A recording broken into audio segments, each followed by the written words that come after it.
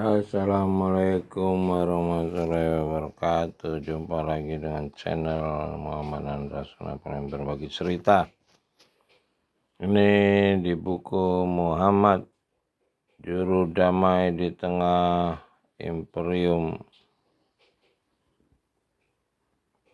Juru Damai di Tengah Benturan Imperium Besar Dunia, Juan Cole. Ini pada halaman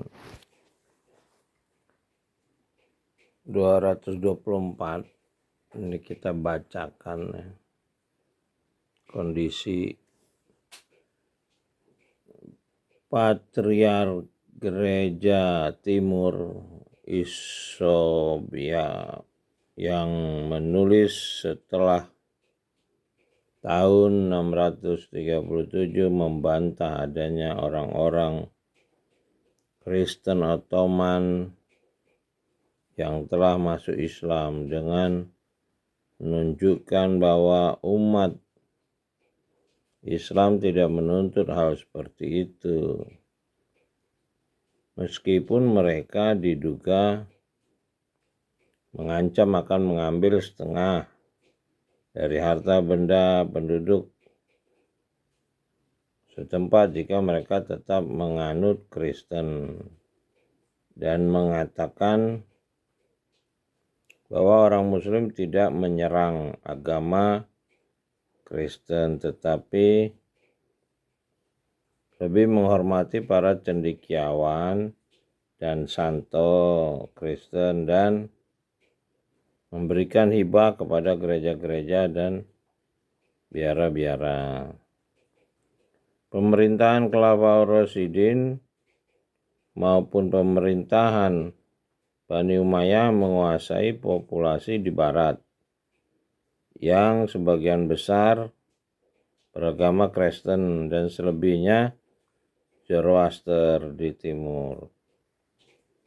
Arab Muslim dari Bani Umayyah memiliki konstituen Kristen yang besar, memainkan politik gerejawi dengan mendukung calon tertentu untuk menjabat keuskupan.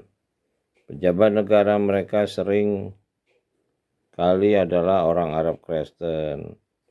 Diakui kaum Muslim mengalami perang saudara di antara mereka sendiri dan sektarianisme yang tumbuh di antara pendukung Ali, sepupu sekaligus menantu Nabi, dan pendukung Utsman dan penggantinya Umayyah, mengacaukan kekaisaran baru.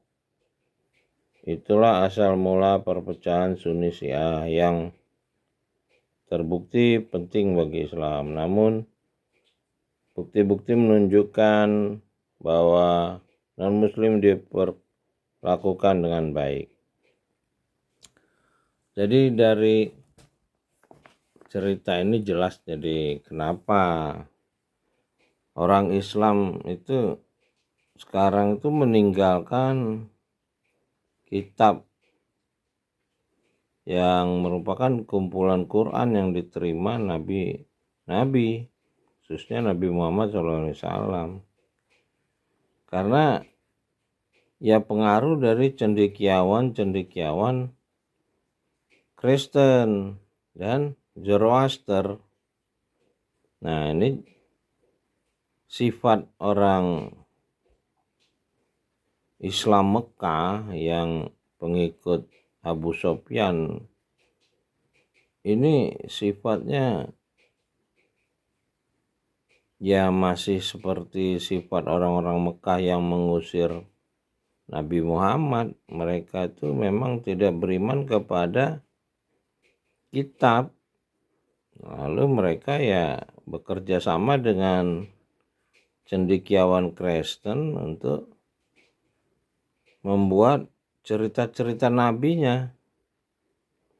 Nah, di sini dimanfaatkanlah orang-orang yang masih muda, ya kayak Abu Hurairah cuman ketemu Nabi Muhammad 2 tahun tapi punya hadis 75.000.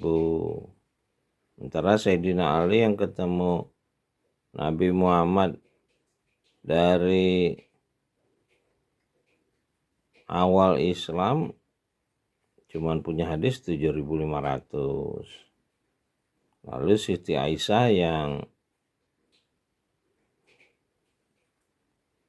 benci sama Sayyidina Ali, ya mereka cemburu keluarga karena dia nggak punya keturunan, dimanfaatkan oleh Muawiyah untuk menjadi sumber-sumber berita, termasuk juga Abu Hurairah dijadikan gubernur pejabat, dan mereka bekerja sama dengan pejabat-pejabat Kristen itu.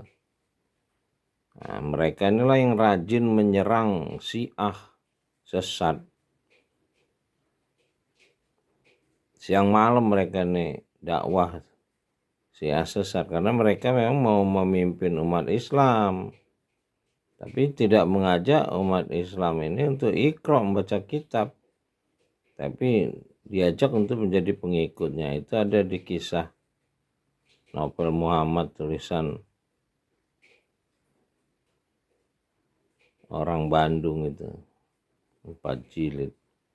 Jadi setelah Nabi Muhammad meninggal, memang Abu Sufyan mengajak Sayyidina Ali untuk mengambil alih kepemimpinan umat, tapi Sayyidina Ali tidak mau.